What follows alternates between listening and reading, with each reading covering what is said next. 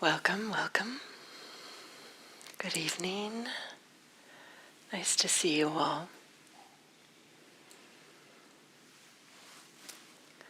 So tonight I'd like to talk a little bit and in a way of just like throwing some seeds out. And in some way maybe the seeds will take root and germinate and sprout into something, and maybe they won't. Or maybe it'll take some time. Maybe they have to sit in the darkness for some time, or maybe there has to be more rain or more sun or something like this until the seeds sprout. So just this idea of, I'm doing this with my hand, kind of like just throwing out seeds and see if they land and produce something. Partly I offer this just as an encouragement to maybe to see what's being said here and maybe just feel into it. And if it feels like, I don't know, then can you just hold that? I don't know. Can you just hold that? And take what's helpful and just leave behind what's not helpful. And I want to start by talking about thoughts. Like, what are thoughts? Like, what are they? For me, this is like such a fascinating topic. Like, what are they made out of? Where do they come from? I think we all know there are like these mental events that kind of like arise and pass away. There's temporary appearances that just show up on occasion. But it happens that they show up more often than just occasion. I'm fascinated by this, that I saw that there was a study that said that people have up to 60,000 thoughts a day. I'm fascinated by, like, is somebody going click, click, click, 1, 2, 3, 4, 5, like how do they measure this? I don't know. I'm kind of curious about this. But I think actually just the act of being curious and wanting to like count one's thoughts means that they're not lost in them, but instead they're observing them. And that in itself could be really powerful. But so we have up to, according to some scientists, 60,000 thoughts a day. Also, to these same scientists, between 90 and 95% of them repetitive. Either because of what they had earlier that day, or maybe they're the same as what you had the previous day. That's a lot, 90 to 95%. And then 80% of all of them have this negative tone. Things should be different. I should be different. Why are they doing it that way? It should be done this way. Who's responsible for this? I have to go fix it and tell them, or, all these different ways that these negative thoughts show up. I'm not good enough. This isn't good enough. There's cold air coming out of this vent. I'm not sure why. In the winter, but today the microphone had a little thing and the HVAC system's being a little weird. It's just the way it is. So we have a lot of thoughts, but there's something that they're repetitive, they're arising and passing away, and like what are some of the things that are these 60,000 thoughts? Sometimes we are worrying about the future. How am I going to handle this? Or maybe there's a little bit of planning in there. In order, this thing's going to come up, and so I better be prepared for it. So, okay, I got to remember to bring this to work today and tell this person that, and whatever it might be. These, like, there's a certain amount of planning, or big, huge component of thoughts is this self-judgment. Is this idea of like, I should be doing better, or I should be better, or I'm inadequate, or at least I'm doing better than that bozo over there. Or maybe there's this sense of like, well, why can't I be more like this person who has X, Y, and Z, or seems to be A, B, and C? Why can't I have a physique like this person? Why can't I be as smart as that person? Why can't I be as spiritually mature as that person, or whatever it might be?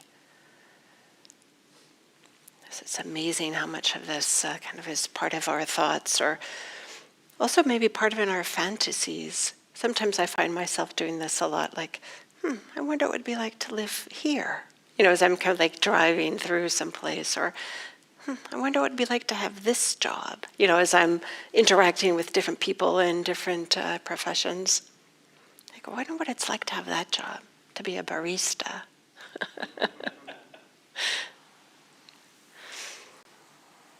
So there's all kinds of things, that we think about, these 60,000 thoughts that we're having a day. Not only are they temporary, just arising and passing away, but we don't control them. They just arise when they arise. They leave when they leave. Right? If we could control our thoughts, you would not need a meditation practice. You would just only think about certain things and be done with it. Not think about other things. They're uncontrollable. We're not making them arise. Nobody knows why they arise. Nobody knows why they go away. They just do. This is the nature of thoughts, is that we don't control them. This is part of the human experience, is just having thoughts arise, thoughts that we don't want, thoughts that we're trying to not think, arises anyway. I'm sure you've noticed this. There's also this thing about thoughts, that they don't have a core substance to them. They are like insubstantial in some kind of way. They are like clouds and rainbows. They appear when there's certain, an example of clouds and rainbows, right? And there's certain atmospheric conditions are there. Clouds arise, but clouds don't have like something in the center that's like this core or essence. It's just a diffuse cloud. Rainbows are the same way, right? There isn't one thing that you could pull out and say, oh, okay, here's the rainbow. Instead, it's just an experience, a process that's arising when, we could say, when rain and sunlight are there. So there's this way that they have this real insubstantiality. We don't control them, and they're coming and going. And it turns out that so much of the building blocks of our stories, our dramas, our suffering, are thoughts. So these things that are insubstantial and uncontrollable are so much are kind of creating the stories we have about ourselves, the stories we have about what is good, what is bad, what is the meaning of life, what I should do with my life, what I shouldn't do with my life. And there's a way in which we could consider that we spend so much of our time going from one little mini daydream to another. This is so much of what our inner life is about. It's kind of like being lost in these insubstantial mental events that are coming and going repeatedly. But there's one particular way in which we sometimes these stories or these dramas, these big sufferings, difficulties in our lives, which all of us have, are intimately tied up with our thoughts, the thoughts we have about what's happening, the thoughts we have about what it means to me as an individual. Makes me a good person, makes me a bad person, makes me look good, makes me look bad. Or maybe it just doesn't match the idea we have about ourselves. I want people to think that I'm kind, and when somebody is complaining about me, it doesn't feel good, and I have to defend myself or support myself in some kind of way with more thoughts. These insubstantial, uncontrollable things. There's so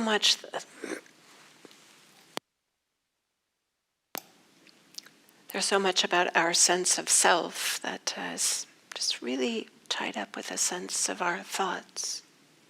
I want to talk a little bit more about this. But first, I want to say a little bit about what do I mean when I talk about this sense of a self. I mean, we have this common sense model, this notion of what a self is, and we have there's this core, there's this essence at the center, to which, other things happen. I talk about this, sometimes in Dharma talks, I'm pointing to this. And certainly our society and the way that we're raised in our culture really promotes this. You could even say this whole idea of a horoscope. Because you're born at this particular location, this particular time, you'll have these qualities, and that's part of your essence or your core. Or you might say, well, we have these personality tests, Myers-Briggs or Enneagram, or I'm sure there's others. Say, no, this really is your core, your essence. For me, I have something I thought back when I was a research scientist, spending my days in a laboratory. I was thinking this doesn't feel quite right for me. I don't know what to do with myself. This is a little aside. I took Myers-Briggs. And it came back that, you might want to be a spiritual teacher. I thought, that's so crazy. I'm never going to do anything like that. Yeah, for me, that's just a funny thing to think about. Ensconced in one worldview, not knowing what our future holds, right? Or there's also ways in which I remember also when I was a teenager, I used to love to do this. There'd be magazines, and there would always be a quiz. What is your learning style? And then you'd circle A or B or C, and then however many A's you got means your learning style is this, or what's, whatever it was measuring. So we certainly have this idea that supports this notion that there is this core essence that we are, and it can be described with a personality test or the results from some kind of a test or something like this, or our horoscope. So there's this idea that this core, this essence, this way in which we think that there's maybe this this quality, this inherent quality that we have. And we say that it accumulates these different experiences. That is, maybe it has these memories. Maybe it has memories, and these memories are kind of what's part of this core. But memories are thoughts. In a way, there's mental events, and these are insubstantial, coming and going, uncontrollable. We have desires. It's part of, we might say, is the experience of having a self, and, for example, more cookies, more well-being. But those are also thoughts, which are also insubstantial. We have beliefs about the meaning of life, what happens after death, what it means to vote one way or another. These beliefs are also thoughts. They often are a little bit quieter and maybe perhaps hidden and not obvious, but those are also just thoughts. We have knowledge. Maybe we're trained in a specific field, but those are often just thoughts too. Concepts, right? The knowledge is often concepts. Things that we learn and memorize and work with. And these are just thoughts too. So there actually isn't this core or this essence at the center. It doesn't exist. It's a model, it's a common sense model. We feel like there is.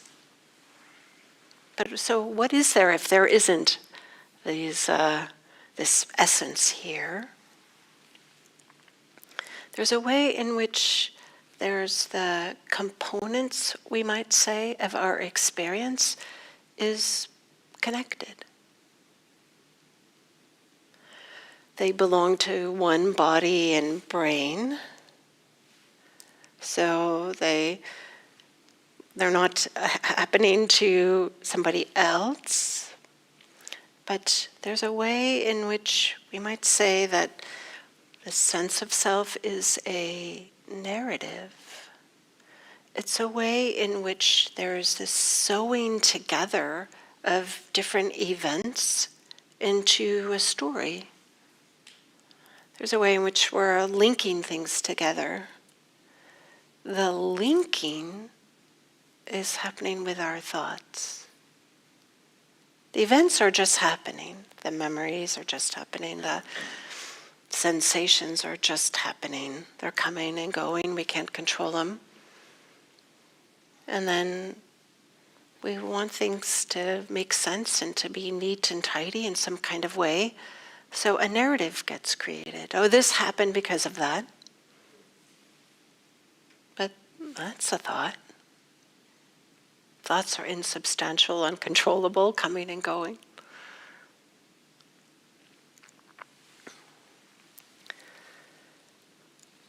And there's a way in which we say, well, things are connected. Also means that, well, we do things because of other things. Maybe we could say that what we desire is related to what we believe. Our beliefs, our thoughts. Maybe what we desire is a certain amount of well-being, happiness, peace, freedom. And then, well, we're doing something because we have that desire, but with the way that we think that we're going to achieve this well-being or peace and freedom, our thoughts, which are insubstantial, coming and going, and we can't control.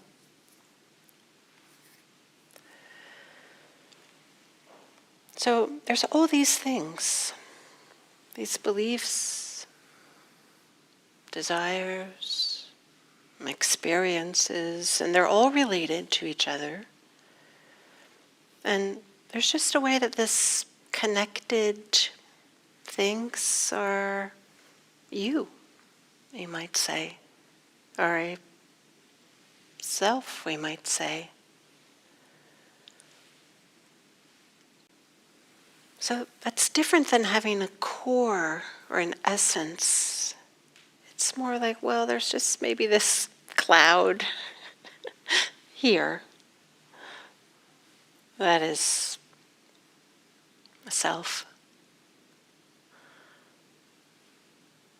And then often when we hear things like this, I know this certainly was the case for me, there's a certain puzzlement, what? And there's often some disbelief because I don't really, of course there's a self. I'm here and I'm not there and I'm this person. I'm not that person. What is she talking about?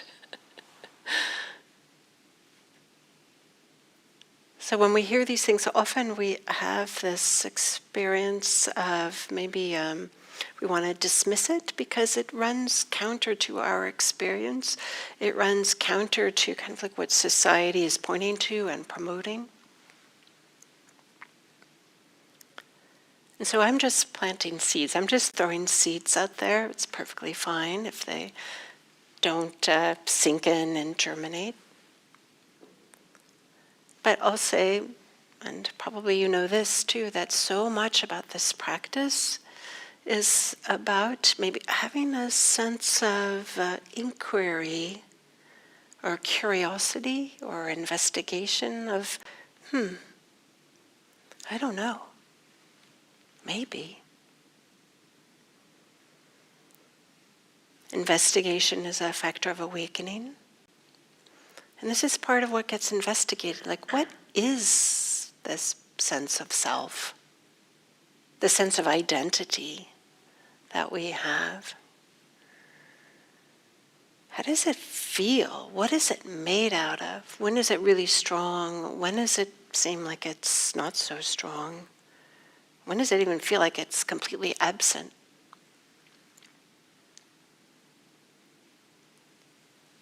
The spirit of inquiry, the spirit of, maybe willingness to not completely dismiss it, but just have some openness to the notion that there isn't this core.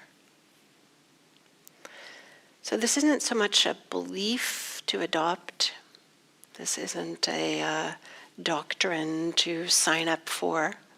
Instead, it's an invitation to investigate, be curious about, be open to, and maybe, poke around and feel. I'm using this maybe like feel into. Are there times when there's a really strong sense of self? And often the way that we can tell this is when it's countered with a other, me versus you, us versus them. When there's a real strong sense of, oh my gosh, they are a problem, implicit is, I am not the problem. And that's when there's a strong sense of self. So just get curious, how does that feel when you have this sense of righteous indignation? We're saying somebody else is wrong. It also means that this me, I'm right, dang it. And just feel how, and sometimes there's a sense of energy, and maybe that feels nice. Maybe to feel like I'm in the right and everybody else is wrong. Maybe that feels nice in some kind of way. But wowee, is that limiting? It's really limiting. Because really what we are is so big and expansive, and with this flowing and generosity and freedom and peace and well-being, as opposed to this I'm right, and now I have to make sure that everybody else knows that I'm right, and now I have to make sure that people treat me the right way, and if they're not, then I have to push away all those thoughts that make it think that might look like I'm not right, or that I'm not here or something. To maybe illustrate this idea, what does it mean to be a sense, a self?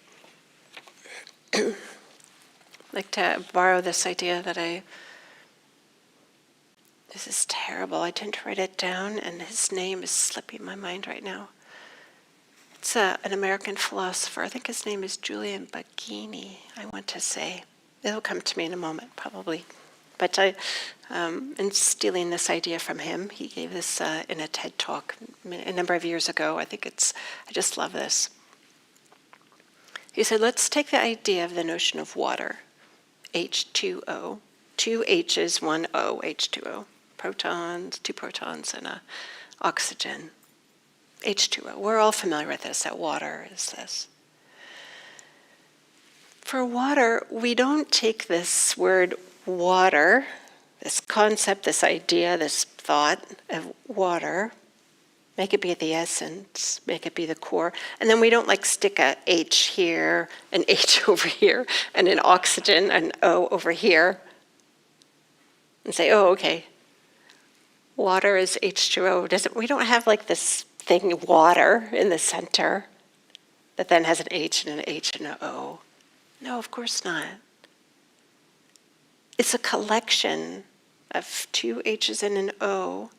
And then later we kind of put a label on top of it. But it doesn't need that label. These 2 H's and an O, H2O, perfectly fine doing whatever it is that they're doing without this label getting put on top of it. It's just this collection of atoms that are in a particular formation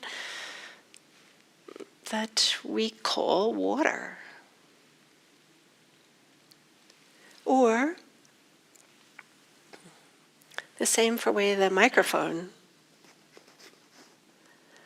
Microphones have a diaphragm in them that vibrate in some kind of way, and they have magnet and coils and wires, and I don't know all the things that are in a microphone. Somebody does, though. And so a microphone is just a collection of all these little bits of wires and coils and microphones and diaphragms and stuff like this. And when all these bits are collected in a particular way, associated in a particular way, we call it a microphone. But it doesn't need that name, microphone. It's just this collection of things that happens to function in a particular way. It'd be perfectly fine without the label.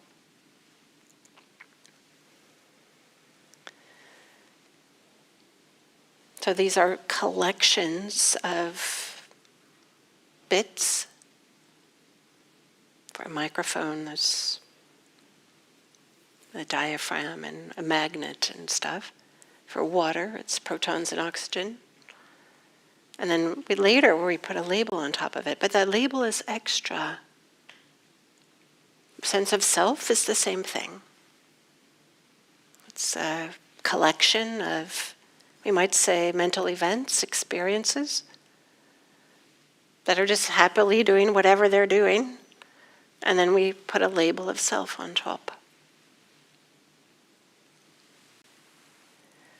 And we might say, well, but is it real? Is it not real?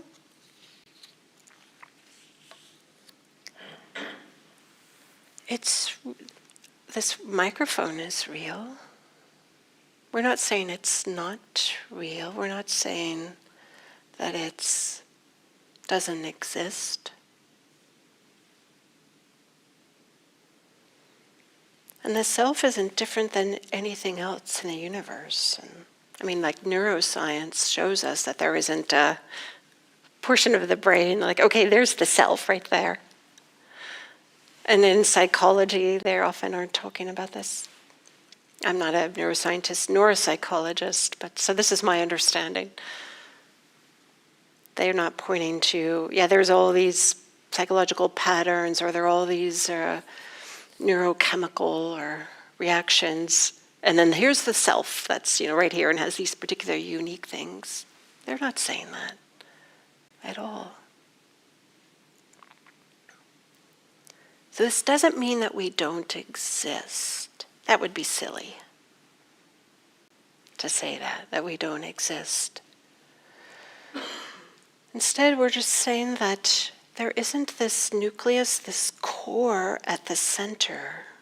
Instead, it's a collection, it's a process, it's a cloud. It's not clearly defined, doesn't have like clear edges in the way that we think it does. And there's this way that acknowledging this or being tuned into this really allows for some growth and some change, allows for some sense of freedom, allows for some liquidity maybe in the way that we think about ourselves or the way that we think about the world, that can really support freedom. And we could even say that this whole entire practice, this mindfulness practice, the insight practice, concentration practice, loving kindness practice, listening to Dharma talks, reading Dharma books, all of this, we could say all of it is pointing to this, that our identity is not necessarily what we think it is. And that greater freedom goes with the more ease we have with this sense of identity, this sense of self that we have. And we could say like awakening, liberation, these types of things. I'm doing this with my hands because this, like, imagining that maybe like it's a road that goes over here. It's not quite like that, but it's often how it gets conveyed. We could say it's just this shifting of this identity. So it's not that we have to get rid of a self. It's not that we have to transmute a self into some beautiful thing. It's not that we have to transcend of self, and there's spiritual teachings that point this way. But this tradition is just to notice, yeah, it's just not there the way that you thought it was. And that's all. That's all you have to do. And there's this wave, this recognition. Often if it's done again and again and seen in a particular way, this is not something intellectual. It's not something that you'll get just hearing a Dharma talk. But it's an experience. Then that's what brings greater and greater freedom. This recognition, like, there's this letting go that can happen of this sense of, I need to be this way and the world needs to be that way.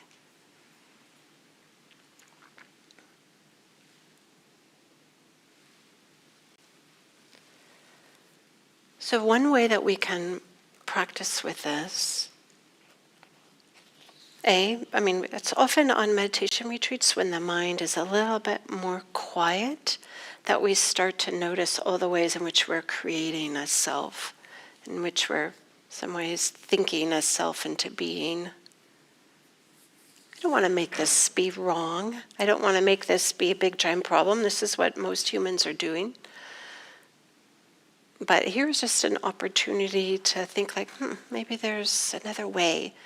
Because these are things that we're just assuming the thought, or like the thoughts about the self. We're just assuming there's a self there and viewing the world, viewing our experiences through that framework. It turns out that that's extra. This framework is extra. And one way we could work with this is just to notice thoughts. Just notice your thoughts. Often not so easy because we're lost in them.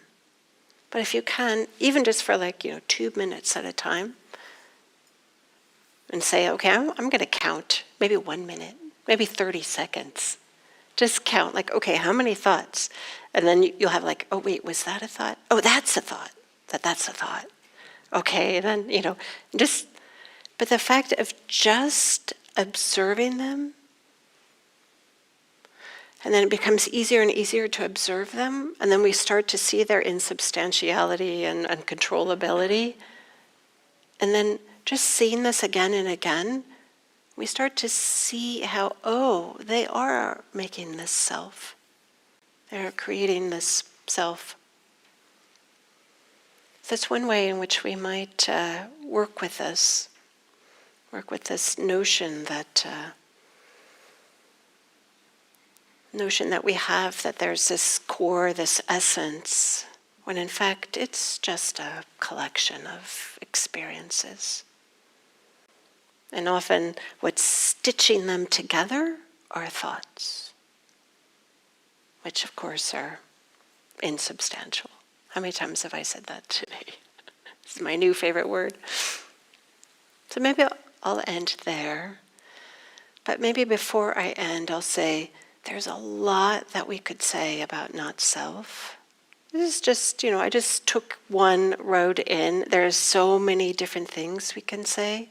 I am not expecting that having heard this, you'll be totally convinced.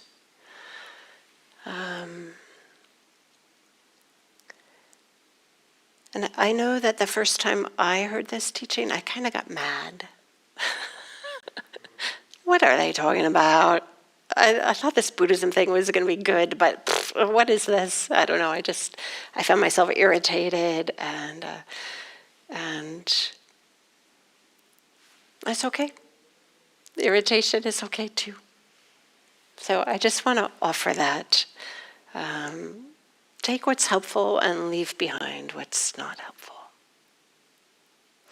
And now maybe I'll open it up to see if there's some questions or comments. Thank you.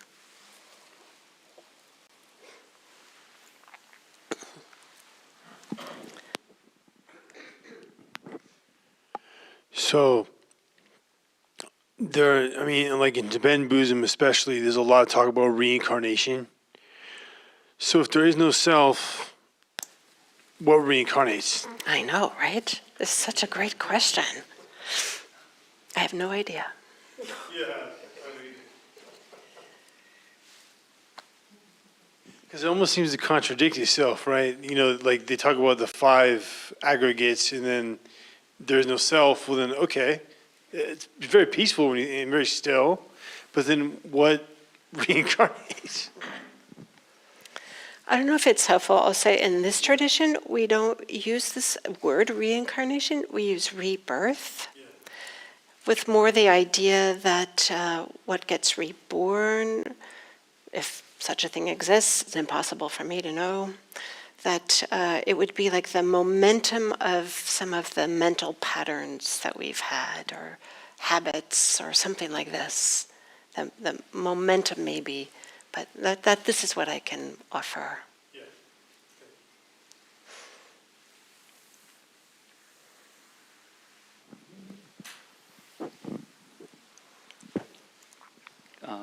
Had kind of a comment, but then also just to touch on question you just or the comment you just brought up, because a big part of why I started coming as well was trying to unpack this concept of non-self.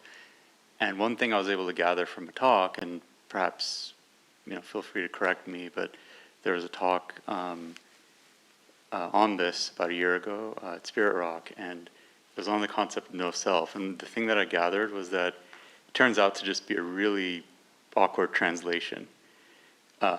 Turns out, in the Buddha was saying was not that there is no self, or he wasn't metaphysically proving that, oh, we don't exist and there is no actual self. Not that, but the actual sutta and the teaching is that look at your thoughts, observe your physical habits, the aggregates. Do you control any of them? And if you don't control them, there is no self there. So the idea of self is tied up a lot with the control, is what I had gathered. And that's merely what the Buddha was saying. And so to meditate on non-self is to realize we just have a modicum of control versus a self that can control our thoughts and all these other things. So that was actually very helpful, and it was but it also pays to read more and go to these talks. That really clarified it for me, though. It was just tough translation. Great, thank you. That's right. That at the time of the Buddha, there was other spiritual teachers, and they were saying, "Oh no, there's a self, and here are the characteristics of it." And one of the characteristics is that you could control it. So, thank you. Yeah, and he's saying, "No, you don't control. Try it." And it turns out you can't. Yeah. And then just the comment on, I really appreciated the talk tonight. And one thing that I think is a barrier, it's tough when we hear things like this, is just linguistically. We grow up, and for me it's there are nouns and there's verbs, right? To keep it very simple. And nouns are everywhere. In fact, concepts become nouns, and we're like, this is this. And so one exercise I try to do, and it feels just impossible, I occasionally try and do it, is take something that comes to us as a noun, but turn it into verbs. Yeah. This is verbing, or this chair, it's actually a bunch of verbs. It's chairing. It's chairing, yeah. What are the atoms inside, or whatever we want to describe, or some ideological ism that we say is happening. It's actually just this thing that's verbing. I found that to be helpful, but it's really tough to break. I feel like every time I hear this concept that what's the essence, it's linguistics is a huge barrier to it. Yeah, very nice. Thank you. I heard Lee Brazenton once say, there are no nouns, they're just slow verbs. It's kind of a playful way to think about this, just slow verbs.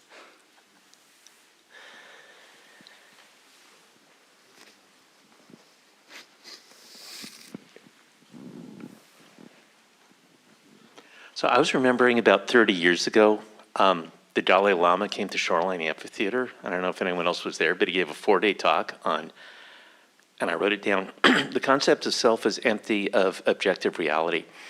And I understood the first 5 minutes of the 4 days. Yeah, I wasn't ready for that.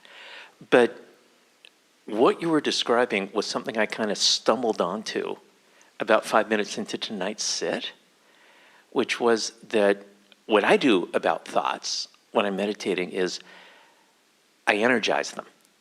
And I think it's when I do that that I turn them into self. And there's a sensation when I'm energizing them. And if I'm paying attention, it's not pleasant. So I have a motive for not doing that anymore. And then sometimes I'm, supposed to be meditating, so I shouldn't have thoughts. So instead of pushing them, I'm trying to stop them. And that's unpleasant in a different way. And what I was trying tonight was just stuff would arise. And it's not like that's the intermission between the good meditating. That's doing it right. And I would just greet these thoughts with love. And it would be like sit next to them in the sun on a park bench and hear what they have to say. And then they go away. And it was quite lovely. Thank you. Can you say a little bit what you mean when you say energizing the thoughts? Yeah, so the thought is telling me this, and then he said that. And it's like there's this other part of me that's going for sure, and then actually this other thing. Yeah. And it's as if I get involved with it. Yeah. Getting involved. I kind of like the word get tangled up in them somehow. Yeah. Great. Thank you. Thank you, Phil.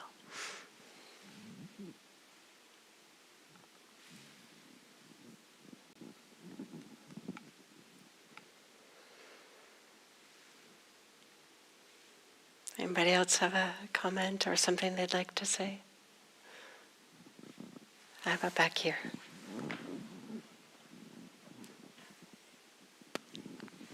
I'm super new here, so I don't know much about the traditions. But I was wondering what your thoughts are on prayers as thoughts. Can you say a little bit more? Prayers as thoughts. Because it's not about yourself. It's about... Can you hold the microphone just a little Oh, bit closer? Thank you. Yeah, I mean, it's not necessarily a replay of what's happened to you. It's not commentary necessarily about you, but it is about what you would like or what your intention is. So I know very little about prayers, but this is my idea, is that praying is, there's still mental events, and it's about like a wish for something or an intention for something. Is that true? Would you say that? Yeah, I mean, I would have called it an intention, yeah. Yeah. So in some ways, it is related to yourself in that it's like an intention that I wish for world peace, for example, or I wish, for everybody to have enough food, whatever it might be. That it's related. Wait. So your question is about the relationship between prayers and thoughts, or prayers and? Well, when you talked a lot about thoughts, they seem to be very inwardly directed, or about yourself, or about how you relate to the world. But sometimes your thoughts are not about yourself. Yeah, that's true. The majority of them are self-referential, and I don't know what happens in people's prayers, so maybe they're not self-referential there. I imagine many of them are, though, that, I am praying for something in particular, and there's this fact that I want this so that X, Y, and Z, and the so that part is often related to somebody's wishes and desires. So there are thoughts of like, okay, so the pasta is going to be done in 2 minutes, so maybe I should put the sauce in now so that it's done at the same time as the pasta. Right, has nothing to do with actually, ourself. And that's just thoughts that are just arising and passing away and solving the present moment what's arising or what's being experienced at that moment. So those aren't self-referential and they're not a problem. Is this helpful at all, what I'm saying here? I'm getting a little lost.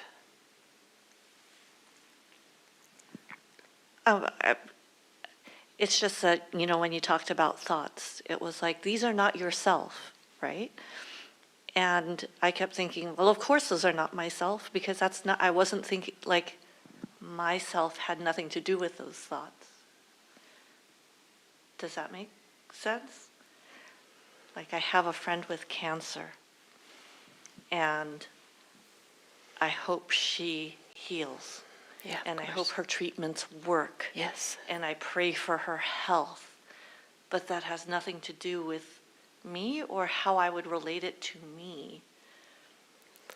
So this is what I mean by thoughts that don't have to do with self at all.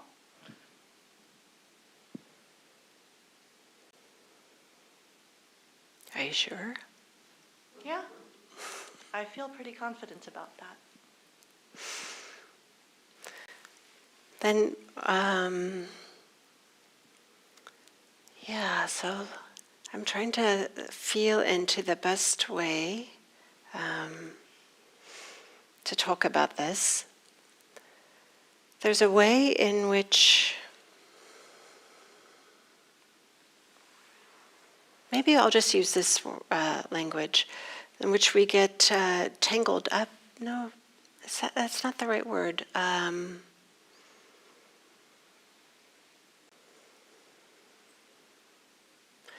Who is it or what is it that's wishing for your friend to heal?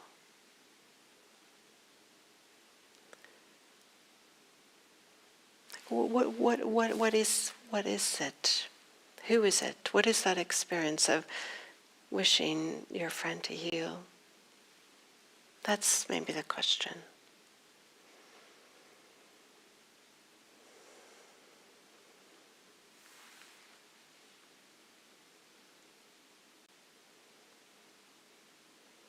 And this doesn't have an easy answer.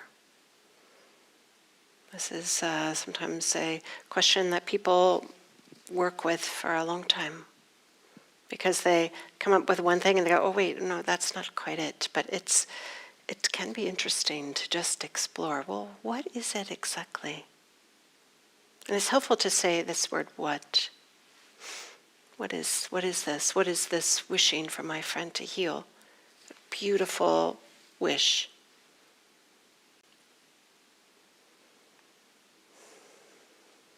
What is a wish? What is the prayer? Is that the question?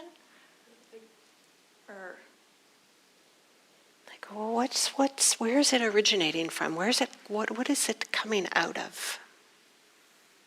and you would say not the self. No, this is something to investigate. What is there? What's inside here that's fueling that? That's giving rise to this wish.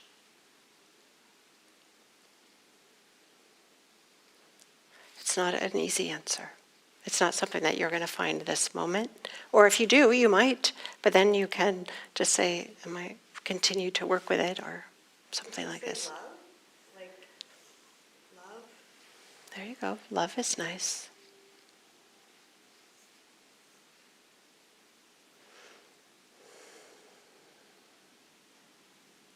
Is love the self?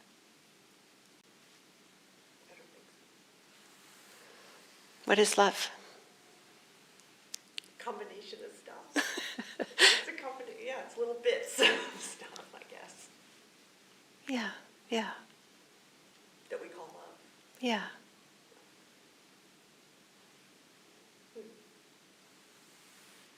Love. That's nice. So with that, maybe we'll close here. I'd love for you all to have a lovely rest of the evening. Thank you all.